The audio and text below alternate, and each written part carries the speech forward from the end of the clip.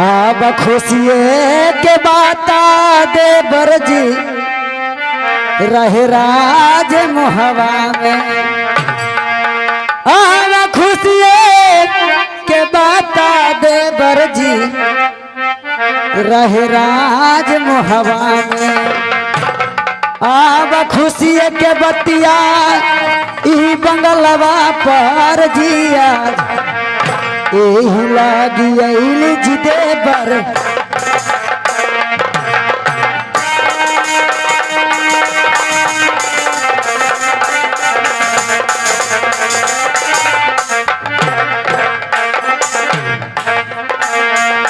देवार सुनलाई भाभी के बात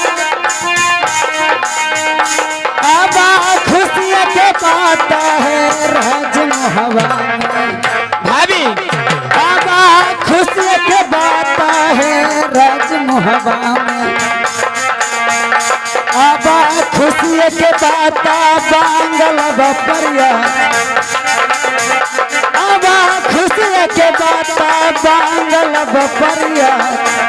बाबा हाला बता दे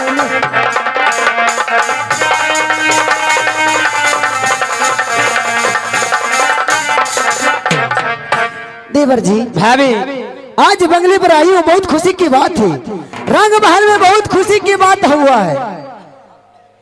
भाभी जी ये बताइए क्या राजमहल में आज बंगले पर कौन ऐसा खुशखबरी है इजाजत ने हमारे राज बंगले पर आई है। भाभी सुनिए सुनिए। चलिए श्रीमान आप लोग जितना खड़ा हैं बैठ जाइए, अभी बहुत सा ड्रामा बाकी है। ये नहीं कि 7 बजे खत्म हो जाएगा, बहुत सा अभी ड्रामा बाकी है। बैठ के आप लोग देख लीजिए।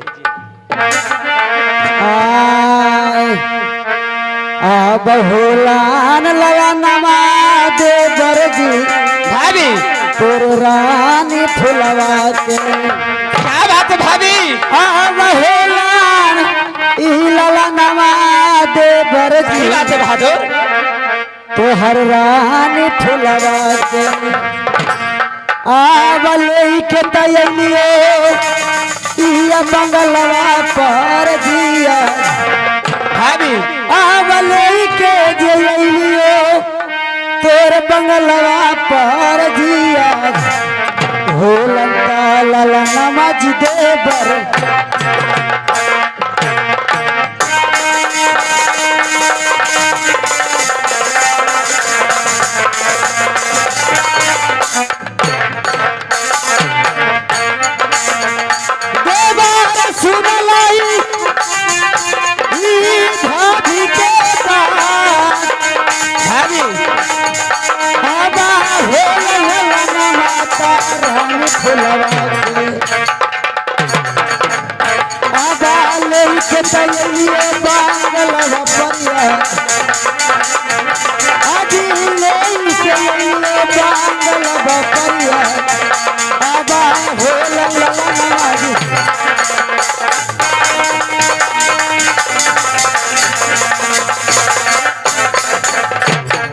देवर जी भाभी आपको रानी फूला को पुत्र पैदा लिया है। मैं बंगले पर लेकर आई हूँ, आप मुंह के दिखाई कुछ इनाम दीजिए देवर। भाभी आज ऐसा खबर राज बंगले पर सुना रहे हैं कि मैं ना जाने इस पुत्र के कारण कितना गंजन रानी के क्या हूं। आज एक खुशखबरी लेकर आए हैं भाभी, सुन लीजिए।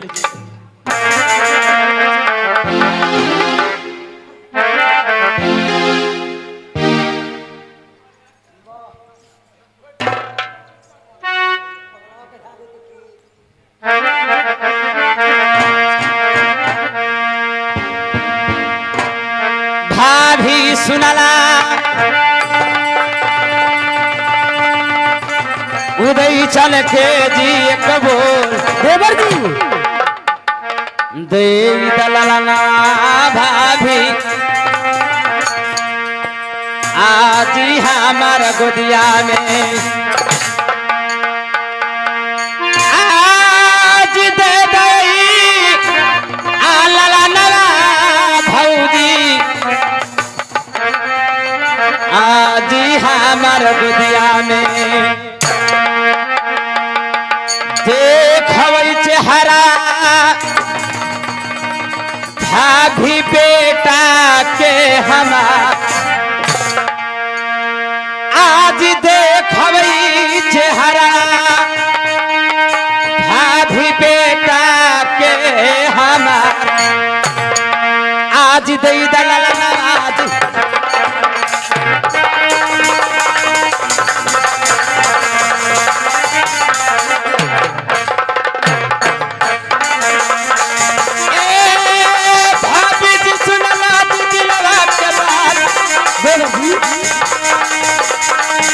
आज दई दलाल आज हमार गुदिया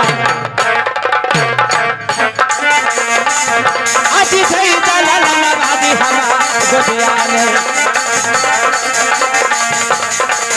आज देखबे चेहरा आज बेटा के हमार आज देखबे चेहरा आज बेटा के हमार आज दई दलाल आज भाभी देवर जी अब हमारे बेटा को हमें गोद में दीजिए, मैं सूरत देखने के लिए चाहता हूँ भाभी। ओहो, अच्छी बात है देखना। लेकिन देवर जी भाभी ये बताइए कि इतना मैं खुशी से लेके आई हूँ बंगले पर, बेटा के मुंह दिखाई में कुछ इनाम आपको देने पड़ेगा। भाभी बेटा का मुंह दिखाई में यहाँ पे जो मांगे अगर मुँह इनामा मांगे आपको मैं दूंगा। भाभी क्या मांगने के लिए चाहते हैं? देवर जी अपने समय नहीं मांगूंगी, आपको जो खुशी जो दे। चलिए भाभी आपको नाक के नथिया, कान के बाली, पैल के पैजानी, कमर के कमरधानी में बना दूंगा भाभी। अच्छी बात है, ये लीजिए आपको पुत्र के गोदी में लीजिए। लाइए बैठिए, बैठिए के लीजिए। बहादुर तुमने देखा करे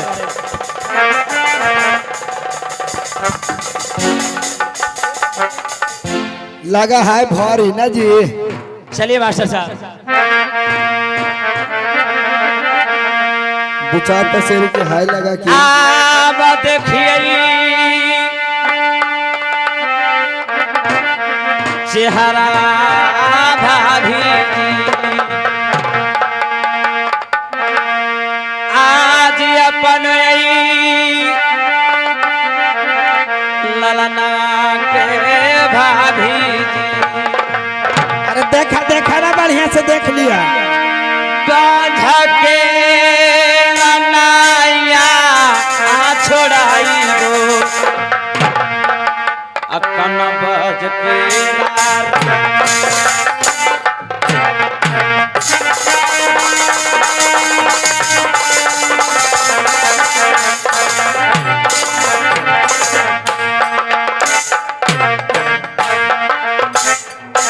जुगा जुगा दिहाला आलाना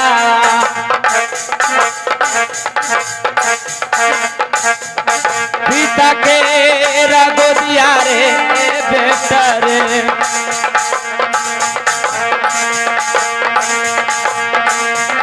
जुगा जुगा दिहाला आलाना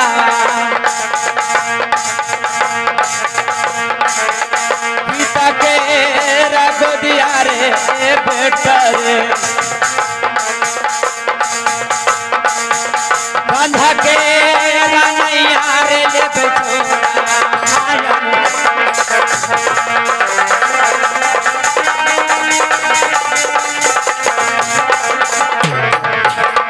और देखिए चेहरा ले भाभी आज अपना लला के भाभी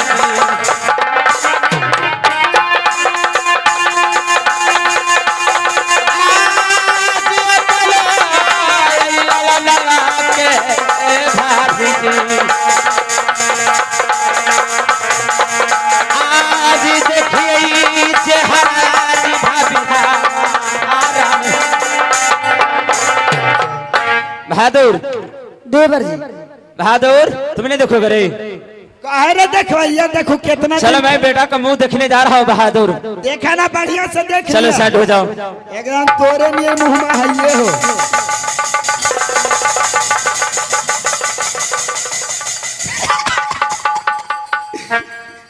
ये कौची है जी? भाभी बेटा बेटा चल जी। आज खियले आई मजा का भाभी जी, आज देवर संघा कैला ले भाभी जी। क्या देवर जी? निकला मजा का भाभी जी।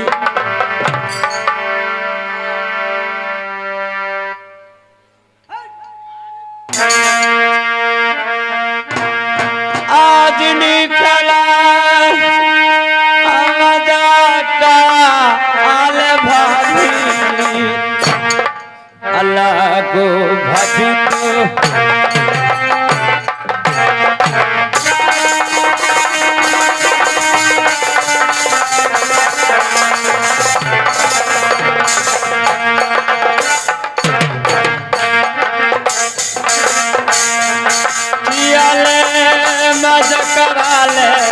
भाभी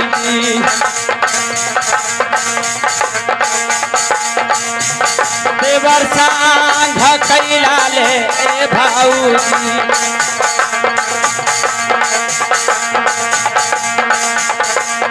ले मजा करा ले भाभी देवर सांघ कैला ले भाभी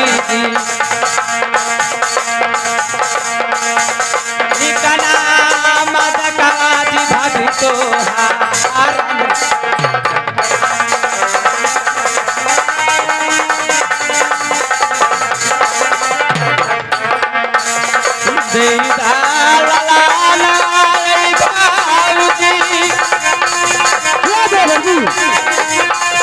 आज हमारा के बदिया में भाभी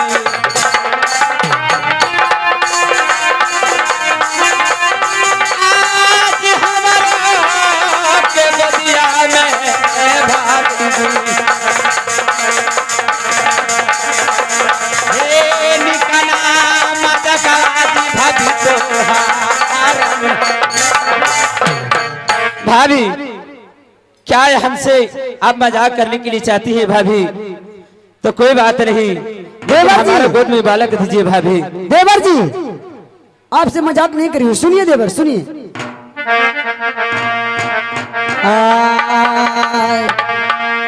बड़ी बड़ैया देवर जी कैला रानी फुलवा के भाभी आज बड़ी ई बड़ैया देवर जी कैला रानी फुलवा के आज नैहर के दैनी अब फुलवा रहलो जाबाया आज नैहर के दैनी फुलवा रहलो तो हरिया बड़ी बड़ैया जी कैला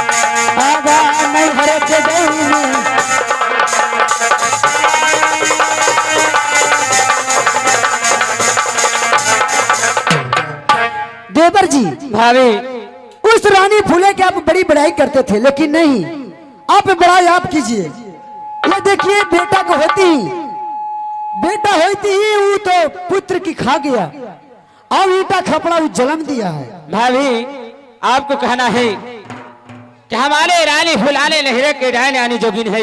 हाँ हाँ, बालक के जन्म में देते ही अपने बालक को सर में खा गई है, अपने आगो तरीटा खपड़ा जन्म दी है, ये कहना है ना। वो ईटा खपड़ा जन्म देती है, बताइए।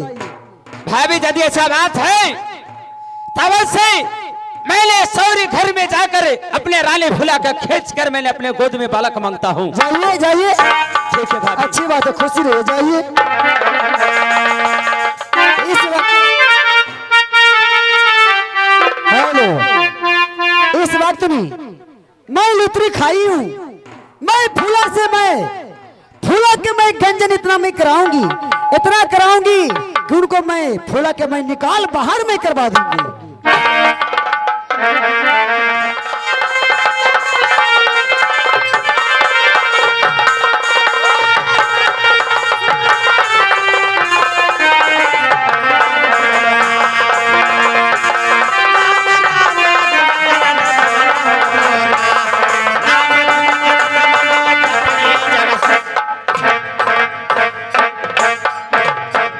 रानी फुला पति दे, चलो।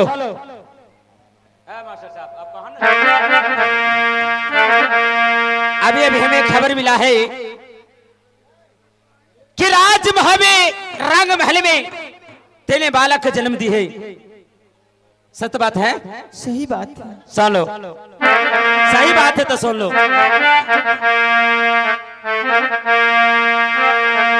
बद बलक आहे ब्याही आहे हमर गुदिया में, बद बले बलक हिरनिया आहे हमर गुदिया में, जाई के बाधा के रनैया हे प्याही ले वही हे छोड़ा आहे दे दल बलक आहे।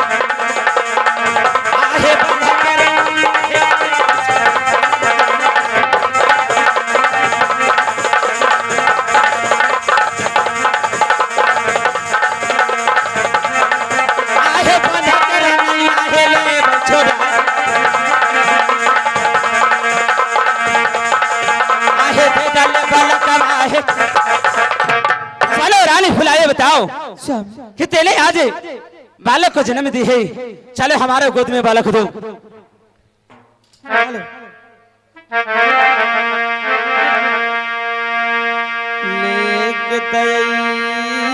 बलक बाजामी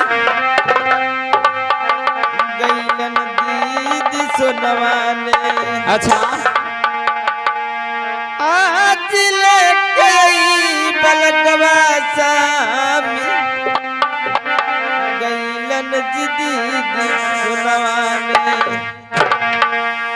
आज से करक हलिया सामी दे लीजी बतला, आज लेके बलक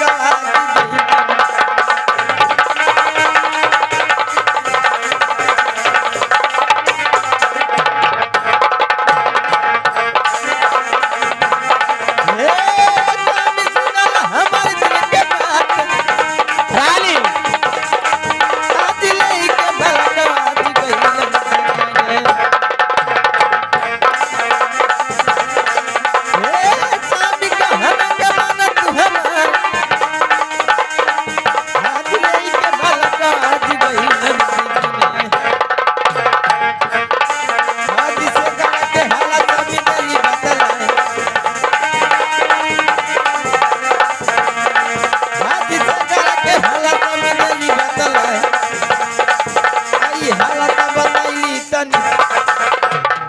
स्वामी ना रानी एक पुत्र पैदा लिया, वो बड़ी जानी थी, आपको पास लेके गए। सुन लो, देने वाला को जन्म दी है। हाँ स्वामी। हमारे भाभी सोना ने जानती है हमारे गोद में क्या दी है। क्या दिए? हमारे गोद में ईटा खपड़ा दी है। नहीं क्या तेने ईटा खपड़ा का जन्म दी है? नहीं। सुन लो, देने वाला को जन्म दी है। हाँ स्वामी। हमारे भाभी सोना ने जानती है हमारे गोद में क्या दी है। क्या दिए? हमारे गोद में ईटा खपड़ा दी है। नहीं क्या तेने ईटा खपड़ा का जन्म दी है? नहीं। सुन लो, नहीं रख रहा लागे छिनरी, आगे टैनी के जोगिनिया, आगे महरे के रहा लागे मुंदरी, आगे टैनी के जोगिनिया, आगे बलका के सौरिये में हे प्याही कैला के चबाई, आगे सौरिये में बलका के आरनिया गैला के चबाई, आग नहीं रख रहा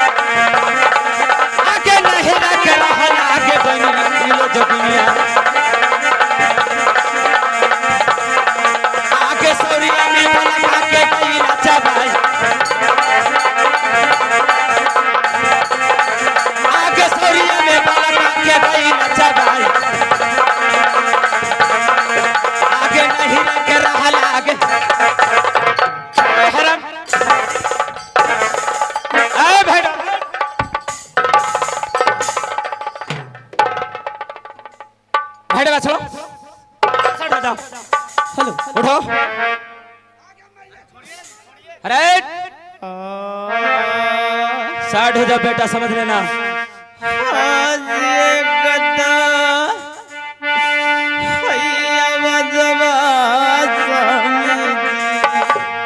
अगर एक भी लफ्ज बोली तो समझ ले कि तुम्हारा कहा स्थिति करूंगा जो।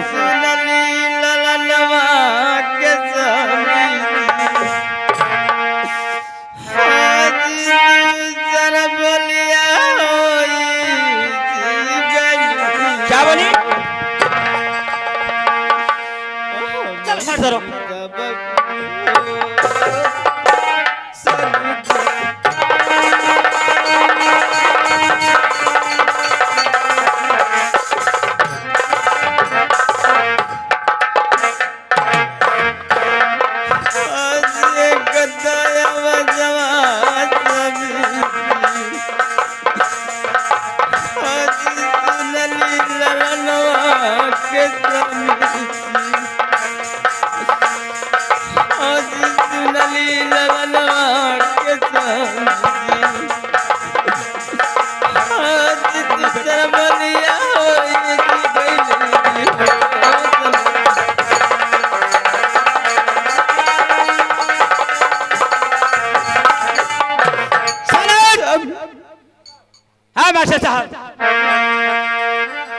देखेला ना चाहिए छिनरी, आगे तो हरो सुरतिया, आगे छिनरी के सुनले, आगे दिलवा के गए हमारे कबूल, आगे देखेला ना चाहिए छिनरी, आगे तो हरो सुरतिया, आगे मुहावा नगरिया से छिनरी बाहर हो जागे तुहार, आगे देखेला ना चाहिए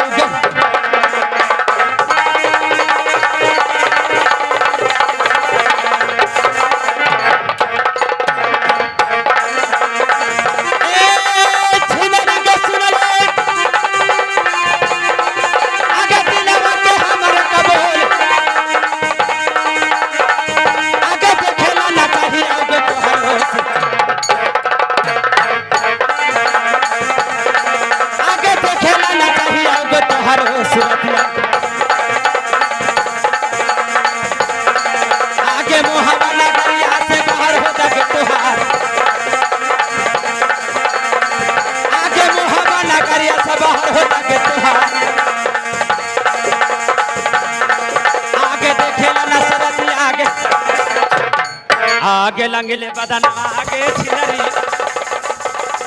आगे करबऊ मोहवा आगे लंगले बदन आगे छिनरी करबऊ के राज मोहवा में आगे मोहवा नगरिया से छिनरी चला जागे तोहार आगे लंगले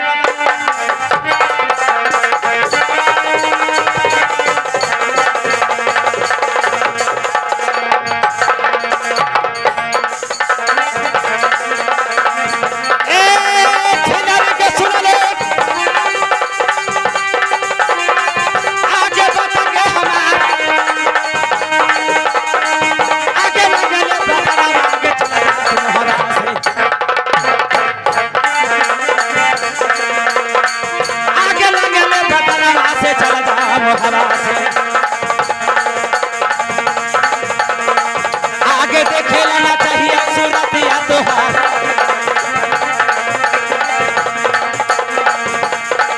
आगे देखे लेना चाहिए सूरत या तोहार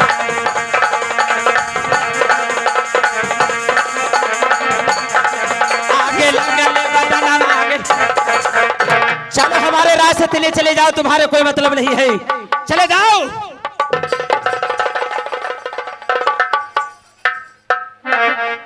भगवान करे ऐसा ऐसा मर्दाना के कोढ़ी फोड़ जाए। भैया जी भाई डिबा आपको तो लग रहा होगा कि हम कितना बढ़िया काम किए। तुम्हें कहना क्या है समझ लीजिए जबकि सुना ना या चोहर बाबा ऐसा ऐसा मर्दाना मौके मारा हो तो ना वैसा मर्दाना के हाथ में कोढ़ी फोड़ दिया तो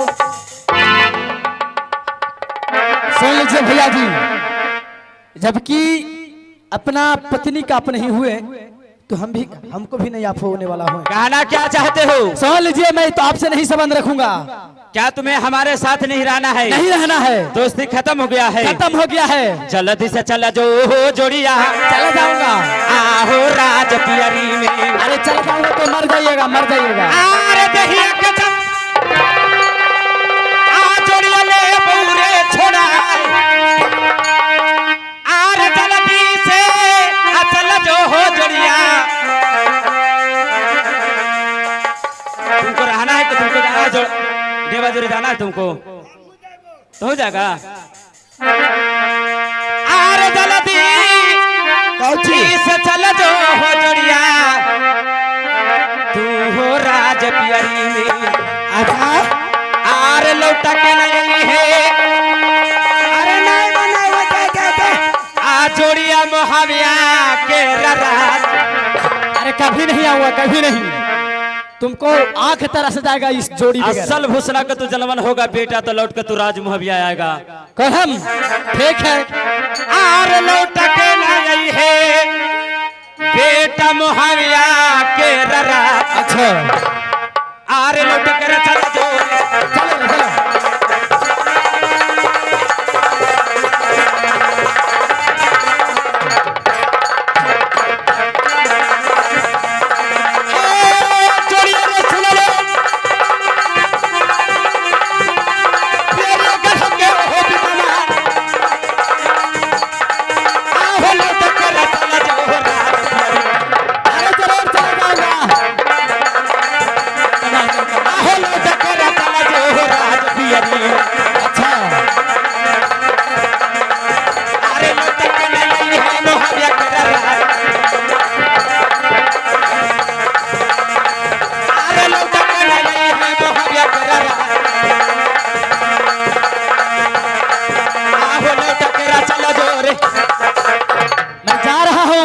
तू अगर नहीं मरा गया ना तो देवा नाम नहीं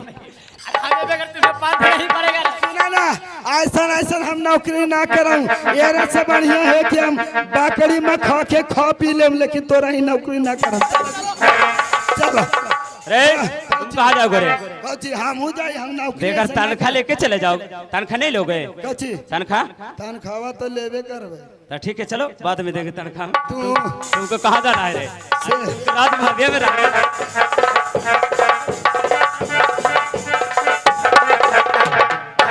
या हो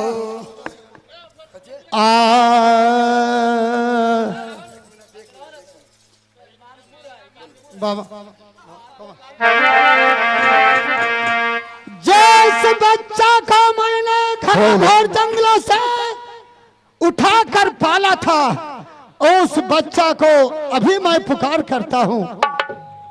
सेना अमरजीत को मैं अभी अभी पुकार कर बुला लेता हूँ, क्योंकि थोड़ा यह भी बड़ा हो गया है। उसका तपोबल से अपना गुण बताऊंगा। सेना अमरजीत बाबा अब आओ और तुमको कुछ गुण सिखाता हूँ। आओ हमारे पास। ठीक है बाबा। हेलो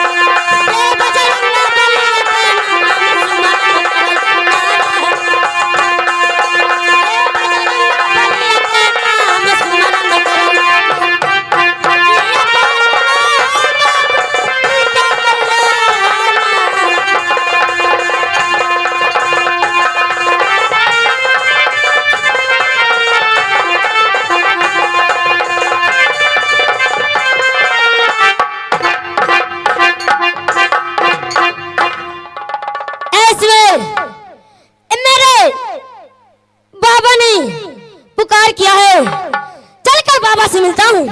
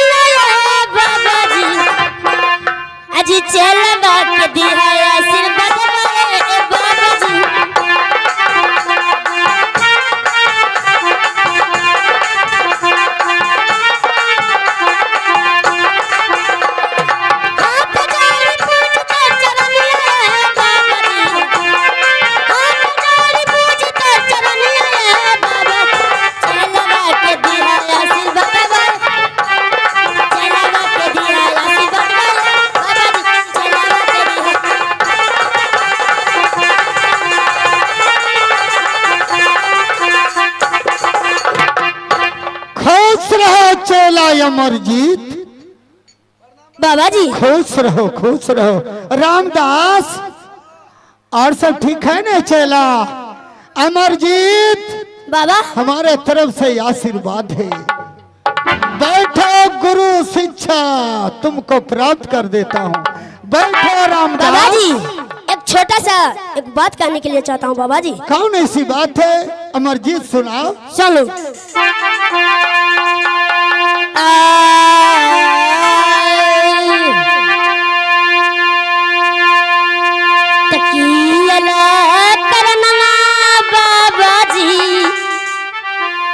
बोलैला जी अपन खुटिया में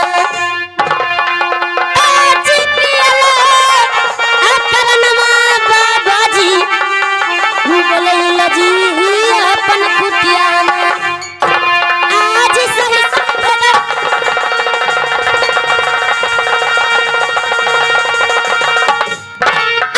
सही सही भेदवा बाबा बिहारी बताए आज की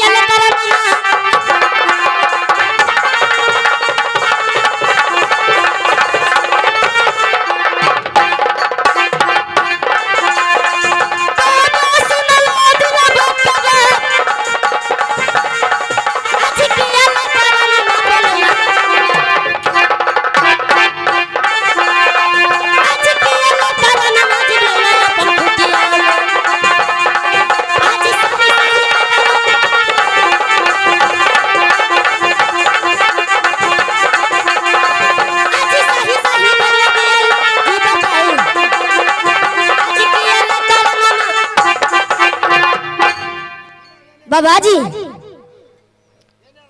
चलो अमरजीत,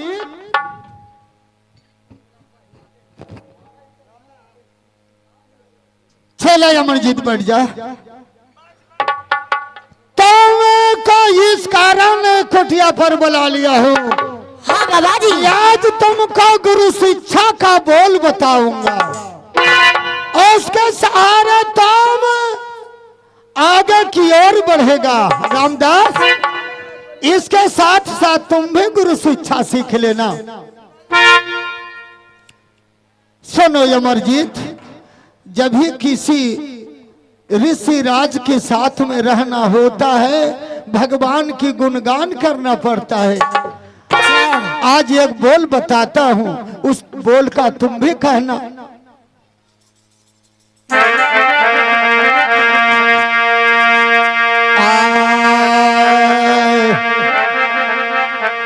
जैसे जैसे मैं बोलूंगा वैसे वैसे तुम दोनों का बोलना। ठीक है बाबा जी। तो सीताराम रे बच्चा, बोला बोला ए बाबा, सीताराम रे बच्चा, बोला बोला ए बाबा, सीताराम रे बच्चा, बोला बोला ए बाबा, सीताराम रे बच्चा, बोला बोला ए बाबा, सीताराम रे बच्चा, बोला बोला ए बाबा, सीताराम रे बच्चा, बोला बोला ए बाबा, सीताराम रे बच्चा, बोला बोला ए बाबा, सीताराम रे बच्चा, बोला बोला ए बाबा, सीताराम रे बच्चा, बोला बोला ए बाबा, सीताराम रे बच्चा। बोला बोला ए बाबा। याद हो गया ना? हाँ बाबा जी। यही सीताराम का मंत्र जो है, सीताराम का मंत्र जब जाप करोगे आगे की ओर तुम बढ़ता रहेगा। एकदम बिल्कुल सत्य बात है बाबा। ये बाबा यही पर हमारा एगो जना भजन गावे के याद अगले को भजन गाइयो। हट, भजन मत गाओ ये इस बाबा। समय। अरे भजन का एगो बाबा। चल गा के सुना। तुमको याद है रे रामदास? हाँ हाँ चलो सुना, बैठो तुम। हम सुना दे, सुनाओ का कि बाबा हो, कि बाबा हो यही जगह दुनिया बढ़िया बढ़िया बाबा हो यही जगह दुनिया रमैया।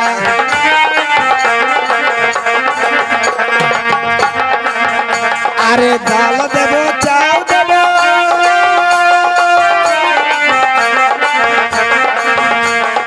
दाल देवो चाव देवो, खिचड़ी का लइहा दाल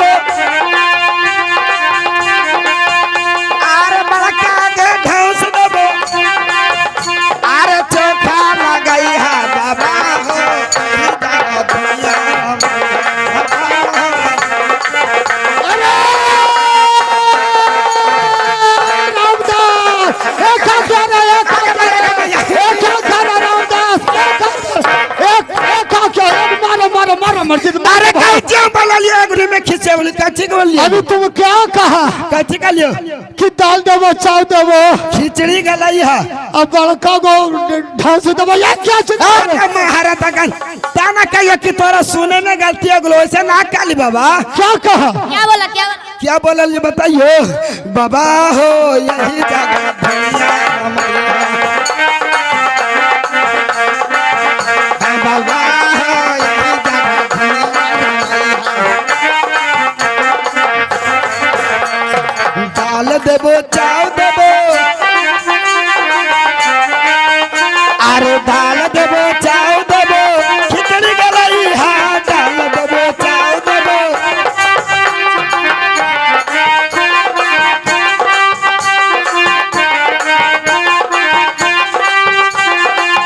अरे दाल देबो चाव देबो खिचड़ी गलाई हाँ दाल देबो चाव देबो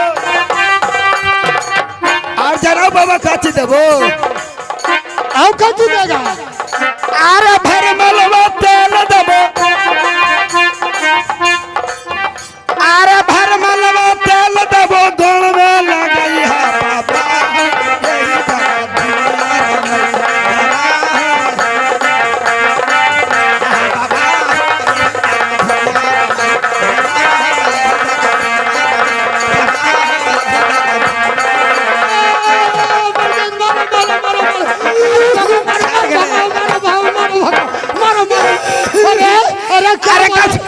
दाल देवो चाव देवो खिचड़ी गलाई है आप भरमलिया तेल देवो कुछ बोला ना कल के भार मालवा तेल देबो गाँव में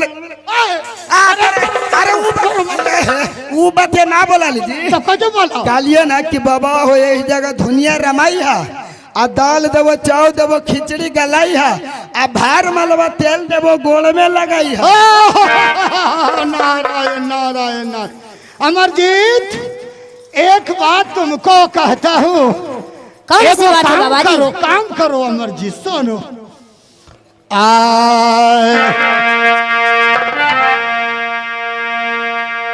एक लोटा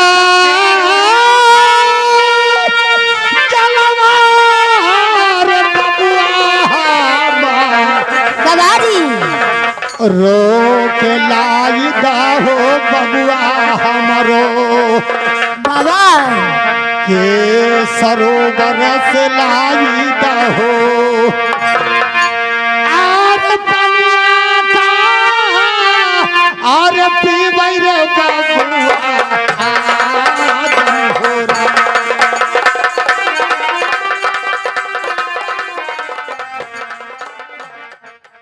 अमरजीत एक बात तुमको कहता हूँ कौन सी बात है बाबा जी? काम करो अमरजीत सुनो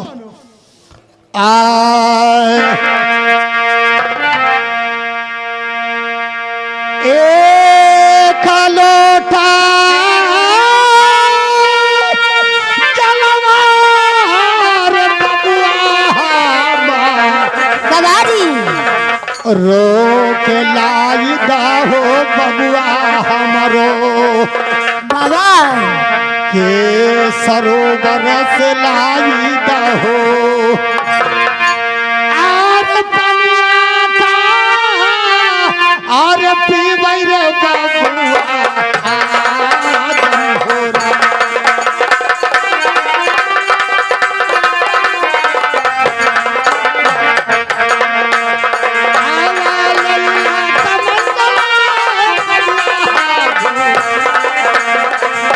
दिन मार हो बबुआ बाबा तेरा दिन मार हो अमरजीत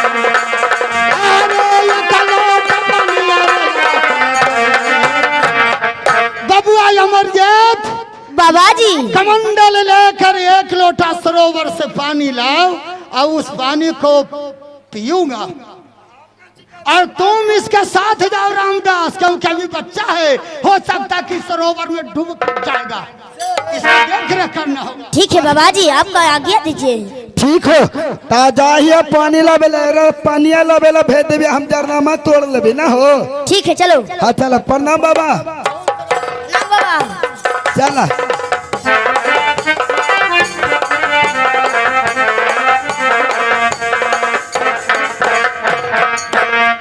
देखिए प्रभु को लीला, जिस नारी को मैंने तप का जल पर अमर फल दिया था, उस अमर फल को खाने के लिए कहा था दोनों प्राणी खा लेना। दोनों प्राणी खाए, लेकिन उस बच्चा का जन्म लेते ही जंगल में बिगवा दिया। कैसन कुकर्मी नारी थी, उस बच्चा को पाल पोस कर आज इतना बड़गो जवान कर दिया। वही बच्चा का नाम है अमरजीत, जो कि मेरा चलते सरोवर में गया है पानी लाने के लिए।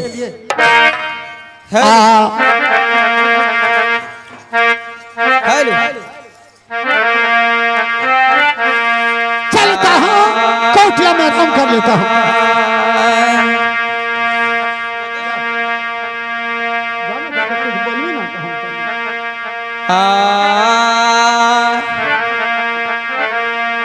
बेटा के करना हो रामा घर से ऐनी काली कहाँ मिलता हमार लाला।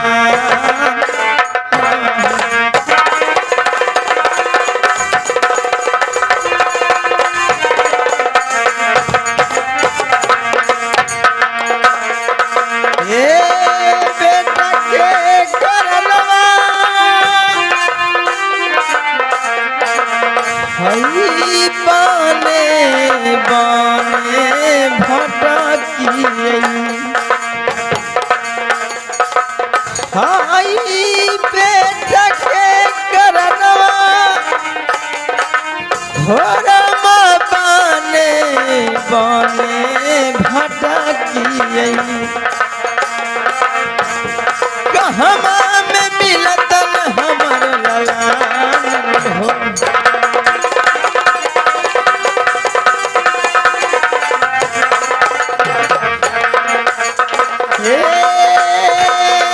सीताराम सीताराम जपियै गुरु के नाम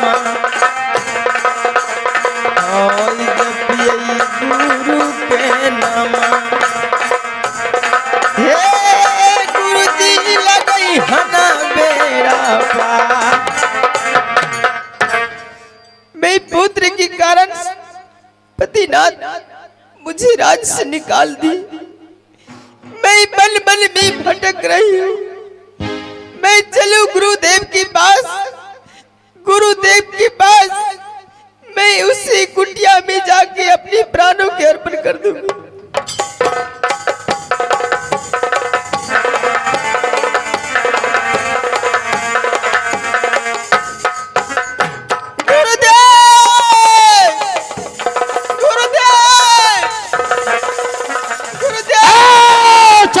कहीं तो तुम कैसे आ गए यहाँ?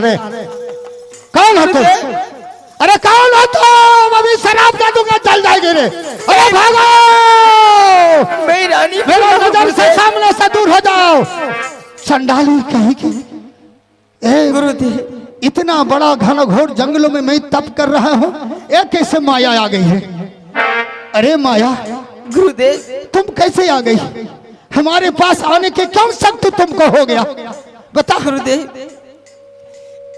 मुझे पुत्र के कारण हे राज मोहब्बत से पतिनाथ मुझे निकाल दी। मुझे रहने का कोई अवसर नहीं है। मैं कहाँ जाऊं?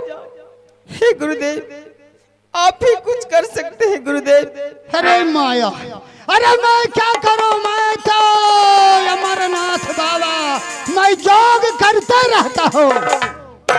ये बच्चा देना, किसी को बच्चा ला देना, इसके बारे में मैं कुछ नहीं जानता। चले जाओ हमारे पास, ये कुटिया से चले जाओ। अरे तुम कुटिया में बार बार क्यों चली आती हो? जाओ जाओ हमारे कुटिया से जाओ, जाओ नहीं तो मैं शराब दे दूंगा, जल जाएगी। हाजी देव नहीं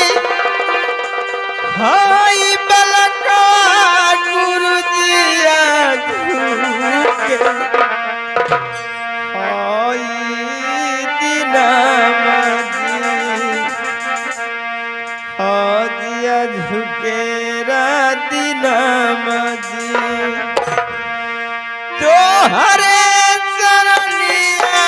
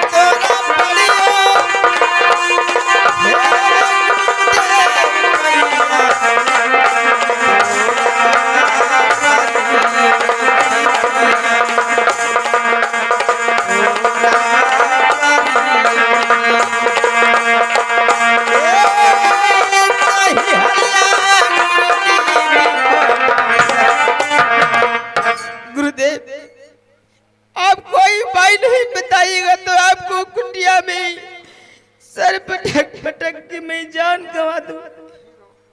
हे गुरुदेव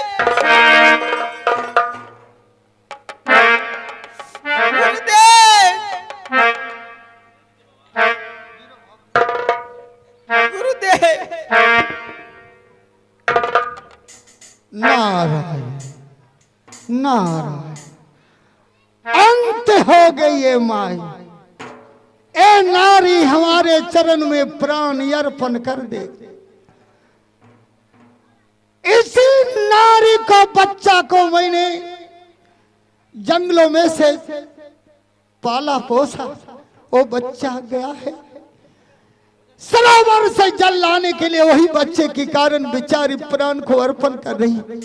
माया उठो उठ जाओ उठ जाओ उठो उठो बातें करो। गुरुदेव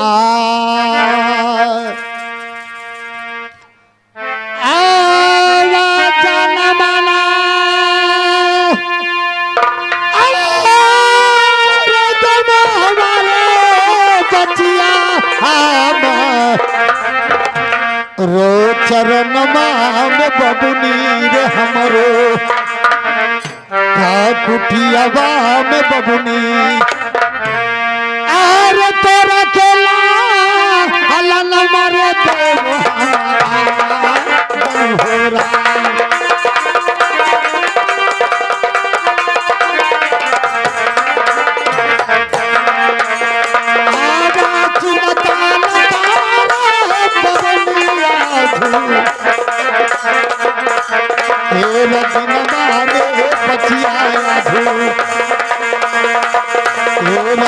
मारे बबुनी अरे तेरा के चल कमर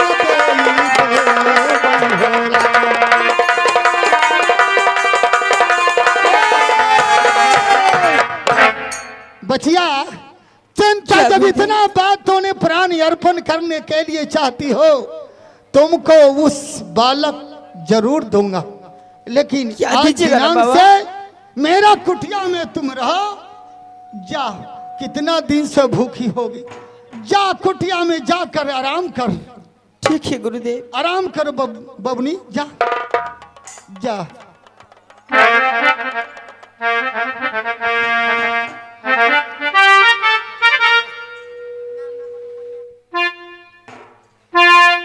गया है चेला चलो क्या आप कह क्या हमार जारना भी हो गलो, तोरा पानी भरा गलो ना। हाँ चलो ठीक है, चल चल क्या वो अपना बाबा से मुलाकात कर। चल हो चल।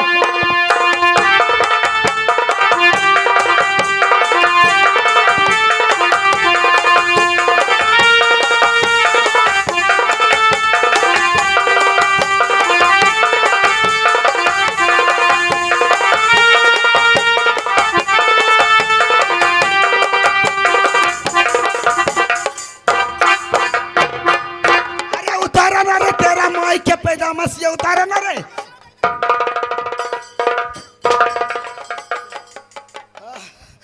बाप रे बाप। ए भाई भाई एक घोट पानी पिला तो।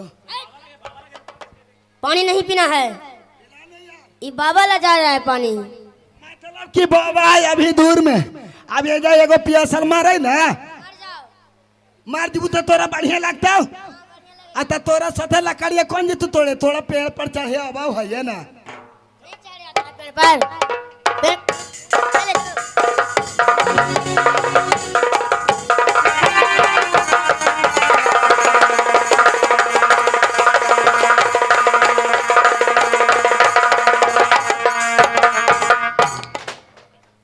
बाबा जी के प्रणाम करता हूँ। खुश रहो अमरजीत। बाबा खुश अरे रामदास रामदास अमरजीत बाबा पानी पिलाओ।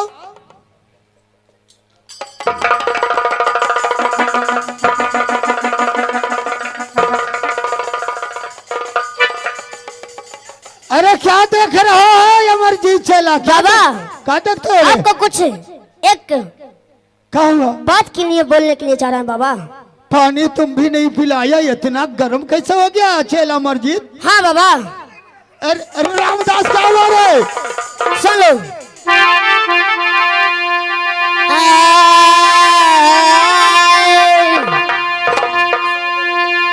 तरंडिया बसा देला बाबा जी ई हजी खुटिया में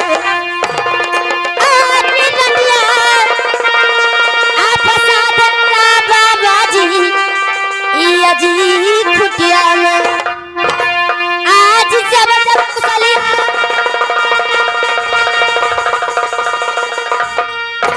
आज सही जब कुशलिया बाबा बदलिए जी बदलई आज रंडिया का भगवान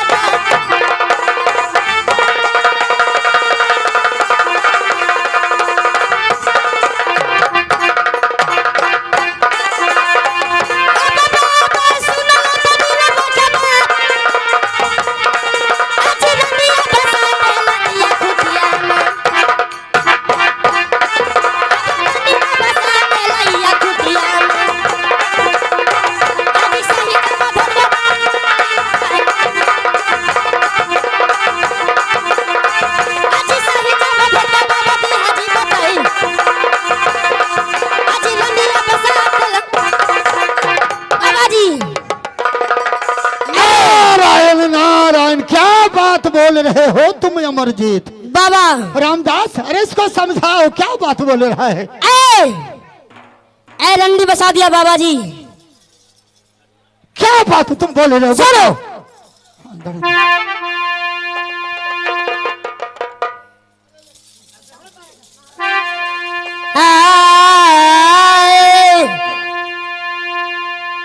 दढ़िया कवर देवो बाबा जी जी खुटिया में आज दढ़िया कवर देवो बाबा जी जी खुटिया में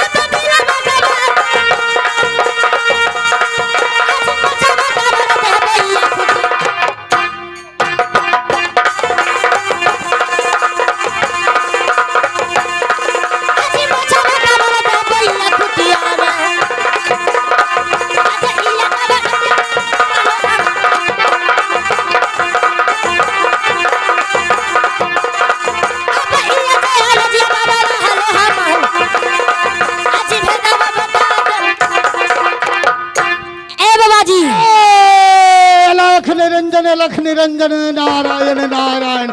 अरे कौन बात वाला तुम रे अमरजीत? अरे बाप रे बाप, हम ना जाना लिखी गुंडबा बाबा ही गुंडबा बाबा। एकदम अमरजीत तुमको छोटा उम्र से नहीं चेला बनाता, तुम हमको दाढ़ी उखाड़ दिया, मौज कबाड़ दिया, बाबा जी चट में रहने दिया। बाबा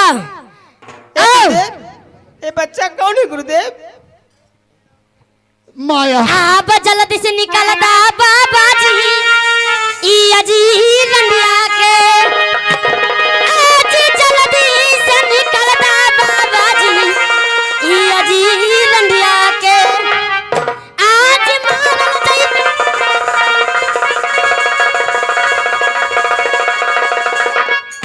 आज मारल जाई तो ई रंडिया ना जी हम आज भेदा बता दे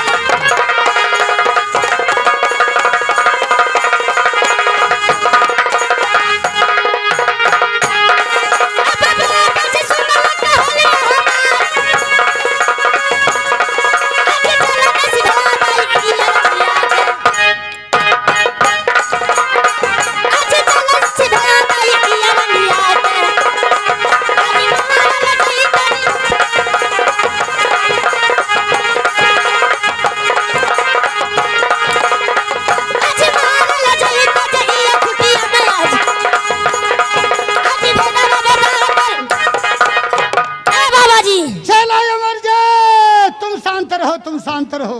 क्या बात तूने पूछी बबनी, बताओ क्या बात तुम पूछ रही थी? गुरुदेव, ये बालक कौन है? मुझे हाथी के साथ रंडी पतुरिया बना रही है। हाँ हाँ बबनी, यही बालक तुम्हारा पुत्र है। इसी के कारण तूने वन वन भटक भटक मर रही हो। यही तुम्हारा पुत्र है। इसको मैंने जंगल से बचपन से पाला पोसा, थोड़ा सरेक हुआ, इसका नाम अमरजीत मैं रखा हूँ। क्या मेरा यही पुत्र है? हाँ, इसी पुत्र को कारण तूने वन वन में भटक रही हो और उसको मैं कुछ बताना चाहता हूँ, उसको बता देता हूँ। क्या तुम कुछ बात करोगे? नहीं, बताइए बाबा। चला अमरजीत, अरे इसी बेचारी के तुम नहीं न चिंता है रे? नहीं बाबा। ये तुम्हारी माँ है। नहीं। अरे तुम्हारी माँ है। नहीं, हमारे माँ कहाँ से आया? जिसको रंडी पतुरिया तुम बनाते हो ना? नहीं। नारायण नारायण नारायण। नहीं। ए, हमारे पुत्र, आओ। नहीं, आओ। ये हमारे माँ रहेगा। ये सीना से दूध देगा तो मुंह में आगा, उसका माँ मांगूंगा। गुरुदेव, ये बच्चा ऐसा प्रश्न रखा है कि मुझे कोई अक्ल काम नहीं करता है।